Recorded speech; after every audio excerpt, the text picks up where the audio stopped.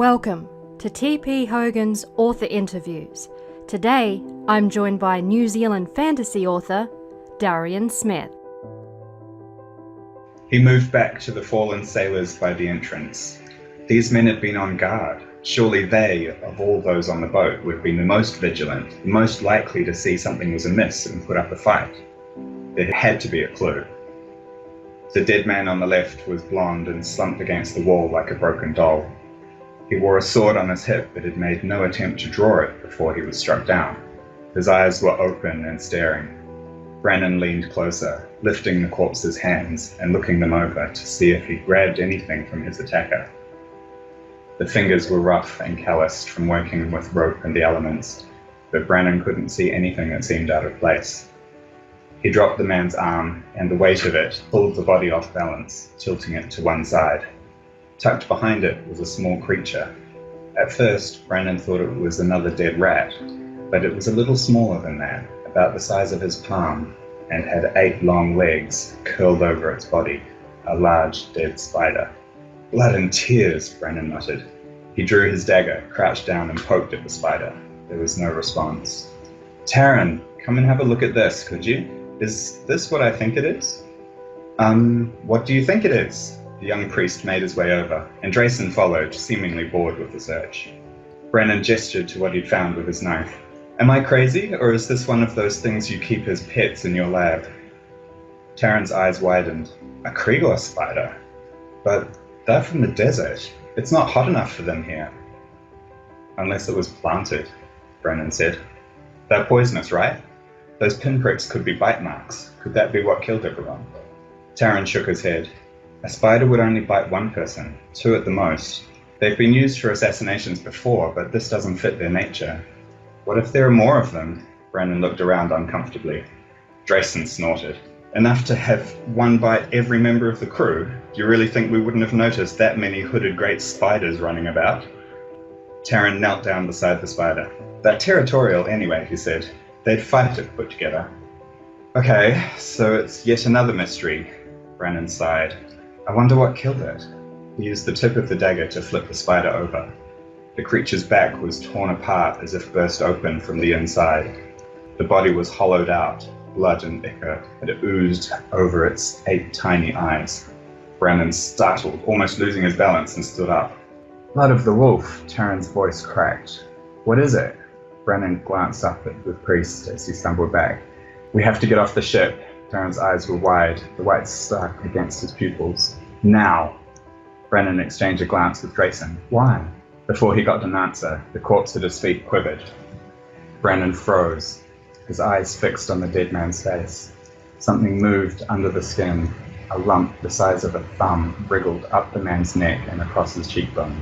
Then a second lump moved across his temple, the grey dead flesh rippling like river water with fish swimming just below the surface. "What the?" The dead man's eyeball burst like a squeezed grape, spurting out gobs that slid to the floor. An insect crawled from the empty socket. It was shaped like a wasp, but had large forelegs like a praying mantis and a long double stinger like the curved tines of a fork. Its wings were wet with dark blood and crumpled against its body. It paused, perched on the sailor's cheek, and its body pulsed like a heartbeat, expanding with each pulse as if to fill the space of its newfound freedom. Its wings quivered and stretched. Beneath the surface of the corpse's grey skin, more bumps began to shift. The flesh on his arm parted, and another of the wasps broke free. Taryn shoved Brannon towards the exit. "Run!" he screamed. "Run!" Our author interview today is with Darian Smith. How are you, Darian? "I'm good, thank you for having me." That's awesome, no worries at all. How about you tell us a little bit about yourself? I'm a New Zealand-based author. I write mostly fantasy. I have dabbled in some other things, but my first love is the realm of magic and wonder, so I always go back to that. So my series is kind of murder mysteries in a fantasy world. So each book has a mystery to solve, and there's an overarching story. So it's a little bit like CSI with magic. And then I've also got Currents of Change, which is more of a paranormal romance, urban fantasy kind of book, which is set in New Zealand. How much much influence does living in New Zealand have on the settings and plots of your stories? It's kind of weird. Like I used to think not really anything. I just thought I was, standard white guy, I guess. So basically unaffected by such things. But no, the reality is, of course, it does. And so particularly Currents of Change, because it is set in New Zealand. And it also has some elements of the colonial history of New Zealand, and some of the magic is based on Maori tradition and that kind of thing, and some other myths woven in there as well. So obviously that's got quite a strong New Zealand influence. And the Agents of Kalanon series, one of the peoples in that, the Jinn, is very borrowed from Pacifica because they're an island nation, and also just because that's part of what I'm used to as a New Zealander. So it kind of made sense to include that. So yeah, it's definitely there. All right, just going back to your Currents of Change, you said that it was weaving Maori mysticism. What's that like compared to different other mysticisms in the world? It's kind of interesting. Like, there are certainly parallels. So there's an idea of a certain kind of, almost like the Fae, kind of the way people imagine fairies and elves and things. There's a Maori version of that. And there's also some ideas around the sacred, tapu, so what's sacred and what's not, and the responsibilities that come with that. And so that does feature in the novel around something that is kind of a sacred duty and is part of that particular tribe's responsibilities. And it is a fictional tribe because I didn't want to step on anybody's toes. But yeah, I borrowed a bit from the cultures that I live amongst. So, yeah. Always good to draw on what you know. Yeah. What was the actual moment that you thought, you know what, I'd like to be a writer. This is what I want to do? I have kind of always wanted that, to be honest. I was one of those kids who, when the teacher gave out a creative writing project, I would be like handing in a 20-page story, and all the other kids were like struggling to get to one or two. So the writing bug bit me pretty early, and I started my first novel at about age 16. So yeah, it took me a couple of years to write it, and I thought I was going to be rich and famous when I got to the end of it, and it's utterly terrible. Really, really terrible. No one will ever see that. But I still loved doing it, and the stories kept coming to me. So I've been writing on and off ever since. And then in the last few years, decided, okay, I needed to get serious with this, and yeah, kind of started getting more serious and getting published, and won some competitions and awards with it, so I was feeling pretty good, and here I am. So yeah, loving it. What do you do in your day life? Because you said you're just getting into the writing, obviously not full-time yet. Not full-time yet, no. So my background is counselling and family therapy, and my current job is with the Muscular Dystrophy Association. So I work with a lot of people who are dealing with neuromuscular diseases. So disability sector. All right. Quite interesting. So what would you say that background and that knowledge, did that have an influence on your writing, and how? Yeah, I think definitely it has, and it's been really beneficial to my writing, mainly because I think the character side of it has benefited from that knowledge. And I think it's fairly common for people to think the plot is what makes it exciting, but the characters are what makes people care about the plot. And so having that understanding of kind of what makes people tick, and how relationships work or don't work is often the case in a book, to make it a bit more exciting. So that's been really helpful, to try and make characters as realistic as possible. And of course, it's fantasy, so realism is a little bit subjective. Having characters that do have a psychology that makes sense, and emotions and history and that sort of thing that makes sense, has been really helpful. And so I actually started talking about that to writing groups, and people were kind of asking me about it. And I ended up writing a book, particularly for writers, with that knowledge to try and help other people to use that. So, yeah, that's been quite a fun experience as well. So other writers can still pick your brains without having to go through years of study for the Exactly. Yeah, they don't have to do all the get study and the experience and all that stuff to get the knowledge that they need. So it's good. Well, talking about your characters, one of the comments in your reviews that come up over and over again is that you have well-rounded and believable characters. So, using any particular character out of any of your books, how do you develop a character? It is quite tricky, and I'm always really thrilled when I see that comic. So I'm like, oh yeah. But yeah, it takes a bit of effort, and some of it is a little bit instinctive. But I do have character sheets that I draw up for each character, so I have an idea of not just what they look like, but also what their background is, what their goals are, what their flaws and challenges and quirks are, and I use some of that psychology background to work out things like what their drivers and life scripts are, which are transactional analysis terms that refer to kind of what enable us to make the decisions, or kind of what force us in many ways to make the decisions that we make in our lives. So it helps me to know what those are for those characters. And so it's a bit of a building process. And some of that goes in the book right away, and some of it is revealed as the story progresses, and some of it is never in the book at all, but is helpful for me just so that I know what the character's thinking and doing and likely to do. So I guess, yeah, for a particular example, Sarah, who's the lead character in Currents of Change, so her backstory is that she found herself in an abusive relationship and suffered a miscarriage just before the book starts. And so the book begins with her basically making her bid for freedom away from that. And so I drew on some of my experience working with clients who've been in that sort of situation. My wife and I had suffered miscarriages ourselves, so we had that to draw on as well. And I wanted her to be a real mix of strength and vulnerability, because we all are, and particularly to have gone through that. So there was a lot of stuff that I sat down with and drew up before I even started writing it at all. And so some of that ties into the history of where she goes and what she's saying, and her family history becomes quite important as the story progresses. So it was quite important for me to understand where she comes from and how that affects who she is today.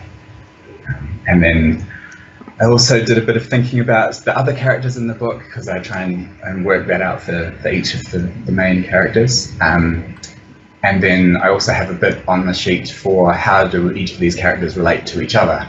And then that affects how they develop as well. So the neighbour who becomes the love interest, I guess, in Currents of Change, because Sarah was in such a state of flux, I wanted him to be more of a calming, stable influence, but has his own trauma to deal with. And then the antagonist, I wanted her to have real reasons for disliking the main character, and what happened there. So yeah, there's a lot of stuff, and what I try to remember, particularly for the bad guys, the antagonists, is that there's the real strong counselling concept that people have a positive intent. So no matter how off they seem and how badly they behave, they're usually coming from a place of positive intent. So it's having that understanding of what it is they're trying to achieve. So I think that's really helpful as well. So it's quite a complex sort of process, I guess, to work it all out, and it does take me a long time to figure it all out before I actually get started. So it's nice, as you say, when people actually notice and comment on it. I'm very pleased, because I'd hate to think all that work went into nothing. Your stories are more than just fantasy. You've kind of masterfully interwoven romance and murder mystery. So what prompted that aspect of your stories? Thank you. It's just the way the story's presented to me, really. I've always loved fantasy as my first love, is what I read the most. And so most of my stories have that element to them in some way. But then there's other things. It doesn't all have to be, Frodo takes the ring to Mount Doom, because although that's great, the world's more diverse than that, and so the stories that can be part of the magical world can be much more diverse than that. So, why not have a bit of romance in with the ghosts, or with the Agents of Kalanon, it's kind of a forensic team of magical experts solving those murders, and it means that I can have a lot of fun with the different elements of those styles and combining them, which makes it interesting for me, at least. Interesting as a reader as well. I hope so. So it sounds like you do a lot of planning. Is it the case? Do you actually plan all your books before you write them, or do you just go with the flow and fix them later? Yeah, I definitely do plan them. I'm a huge planner. My first book that I mentioned earlier, when I was a teenager, I didn't plan, and I credit some of its awfulness to that reason.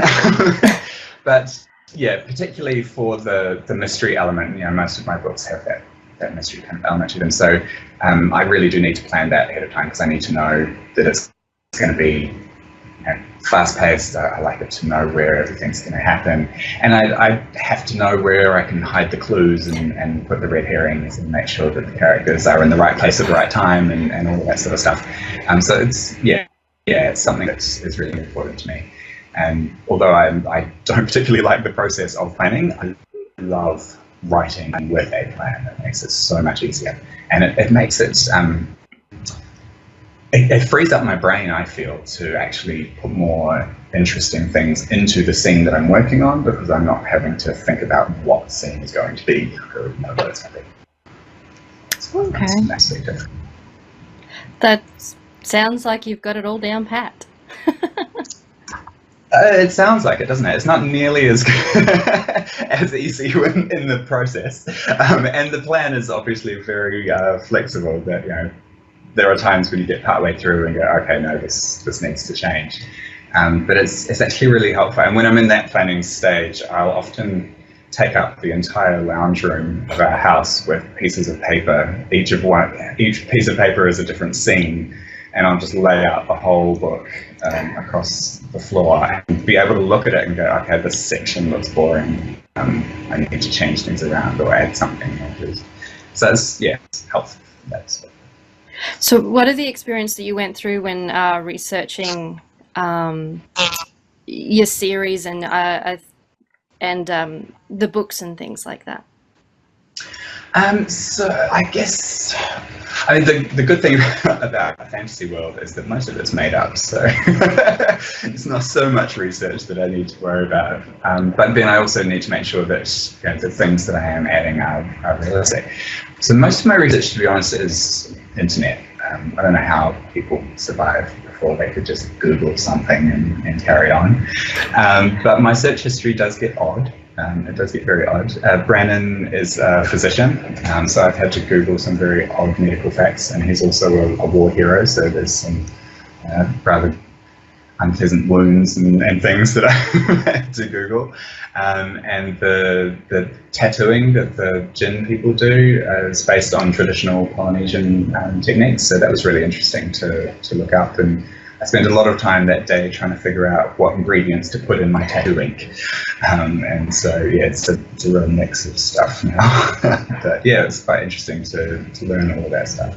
So what was the most interesting thing you think that you found and went, oh my gosh, I didn't know that existed, or that was something that happened? I think with the ink, I think it was kind of interesting to learn, what goes into it. You can grind up cuttlefish and use that for ink and things like that, which was quite peculiar to me. But there's just so much strange stuff in the world, and you can easily go down a real rabbit hole when you start researching things on the internet. You end up in some strange places. Going back to your books, and obviously, I'm sure, like many other authors, you do get some feedback from readers about your books and your series and your characters and things. So what has been some of the readers' questions or queries about your book that has surprised you? Probably there's been a couple of things probably about the book from people who have already read it.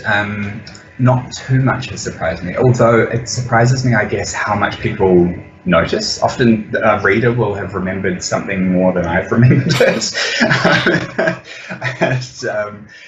The excerpts that I read for you earlier,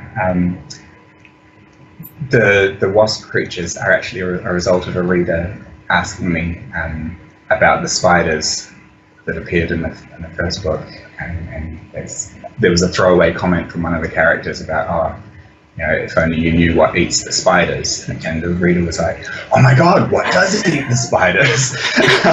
So, you know, I actually picked that up and went, yeah, you know, I hadn't thought about it, but I'm going to run with that now. And then also, I guess, the other question that's been asked of me from somebody who hadn't yet read the books was whether I write as a man or you know, what my writing style is like gender-wise, which I thought was kind of odd. But yeah, I think some people have that idea that, you know, male writers can be quite plot-driven but quite dry with unengaging characters, and that female writers tend to be all emotion and romance, and, you know, not much actually happens. And I think that's a very unfair generalization on both sides. And I think, you know, the best writers blend both of those things. And, you know, stuff happens and you care about the people it's happening to. So that's kind of what I try to do. Very good. Well done. I'm looking forward to reading the rest of your stories. Where can readers find you and your books? So my books are, of course, on Amazon, as pretty much all books in the world are. So you can find them there. You can go to my website, which is darian-smith.com, or your local library or bookshop should be able to get them in if they don't already have them. And it would be lovely. I'd love to hear from people and hear what they think about them. It's always really nice to get that feedback or see reviews.